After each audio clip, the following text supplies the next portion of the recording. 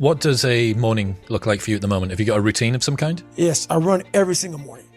So that's what time are you up? When are you waking up? I'm up about 5:30. So every morning starts with a run. And that's because that's the one thing I hate to do more than anything in the world.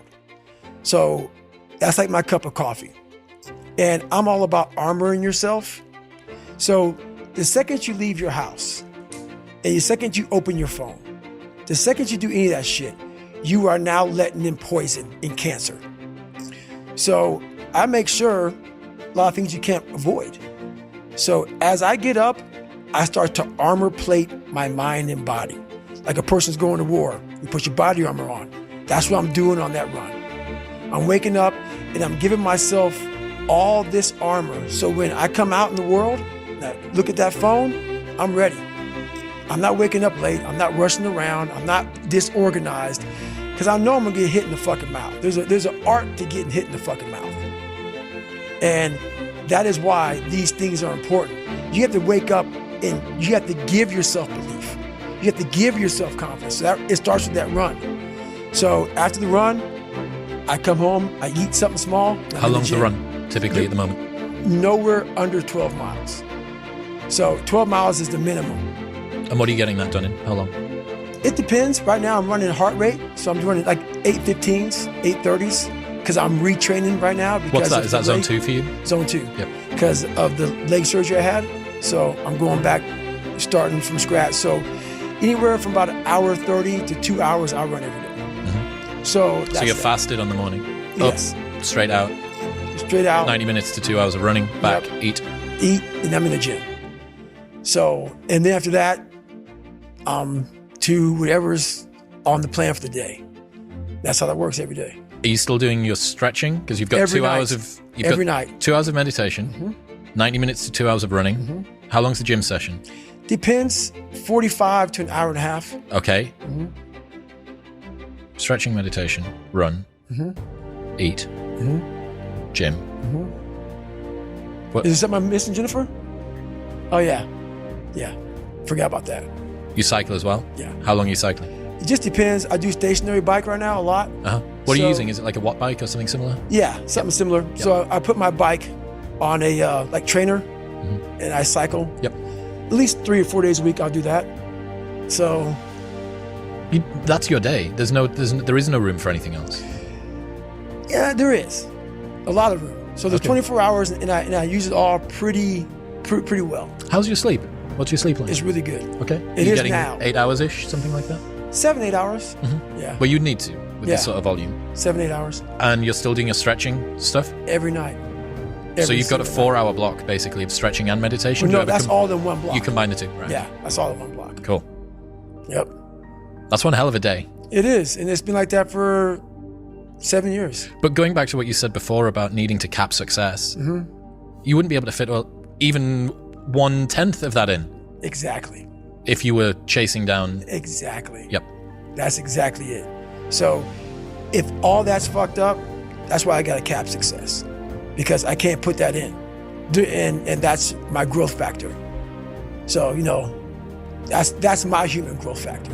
You said before about how you build up self-esteem and confidence and stuff. And there's this quote from one of my friends, Alex Hormozy, that says, "You don't become confident by shouting affirmations in the mirror, but by having a stack of undeniable proof that you are who you say you are. Outwork your self-doubt."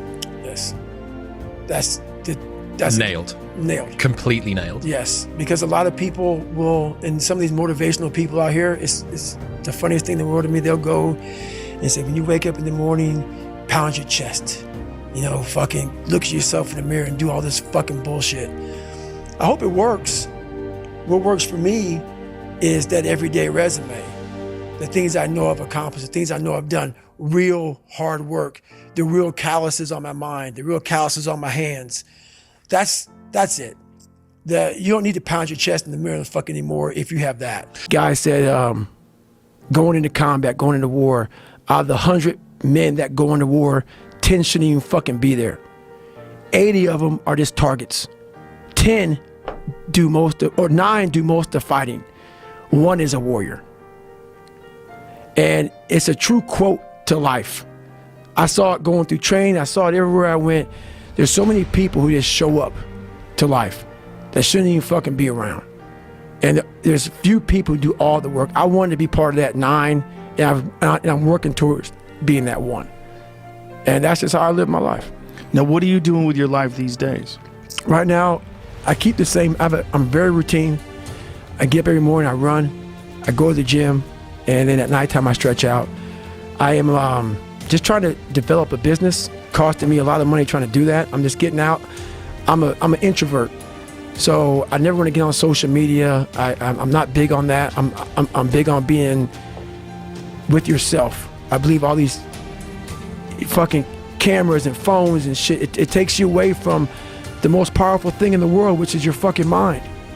So I try hard to continue to grow that. I'm trying to break a record again. I'm trying to cross Death Valley as fast as possible, top of Mount Whitney. And I'm constantly trying to put goals in front of me, but the biggest thing is I'm trying to find more of myself. And the only way I can find more is to silence the world out as much as I can, because it's getting busier every day. It's getting faster. And the faster it gets, the more you are missing who the fuck you are. So I trap my own mind a lot and say, look, man, I put my phone away, I put shit away, and I go dark. I go dark a lot, and it's because I have to find out. I'm on a journey of life, and we all have a different journey. And I want to be in my fucking pine box, and I believe your spirit lives forever. It has to. It's too fucking powerful. No way in hell that thing just dies when you die. I want to be able to look back on my life when I'm all dead and be so fucking proud of myself forever. This is all temporary shit to me. I want to be forever proud of who I was as a man and change who I used to be. The liar, the insecure guy, the guy who can, whatever. I want to be proud. If I die now, if I die at 80, if I die at 90, 100, I want to look at myself and say, proud of myself. Don't you think that also, like what we're saying, that because you've gone through so much struggle, you appreciate happiness, true happiness? Do you think that you appreciate discipline because you weren't disciplined? Do you think you appreciate the hard work you put in because you used to be weak? Yes, I appreciate self-discipline. Yes. I never had, and the crazy thing about what, you say that, I didn't have a motherfucker come wake me up at 3 o'clock in the fucking morning and say, hey, you gotta get your shit in. I had no trainer. I didn't have a nutritionist. It was the self-discipline that I had to survive, to not survive, I was weak, to thrive. No one said, hey man, you're 297 pounds, man. I'm gonna help you out. I'm gonna help, hey man, you're not smart. I'm gonna help you out. I had to work at all this shit. I had to overcome, and it self-disciplines everything. And if you don't have it, I don't look at you right, because I know you're capable of more. It's not discipline so much for me. It's all on you. It's all on you. The self part is what's big. We need someone to hold people accountable. Fuck that shit, man. Fuck that shit. We count on people too much to get us through shit.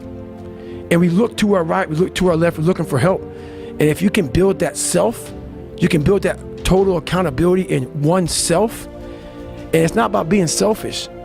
I'm trying to create a better me, so hopefully people who are hearing this are taking it the right way, can say, I can run a mile. It ain't about running 205 fucking miles, doing 4th, being a city. It ain't about all that shit. Shit doesn't matter. I want you to see how fucking far you can go.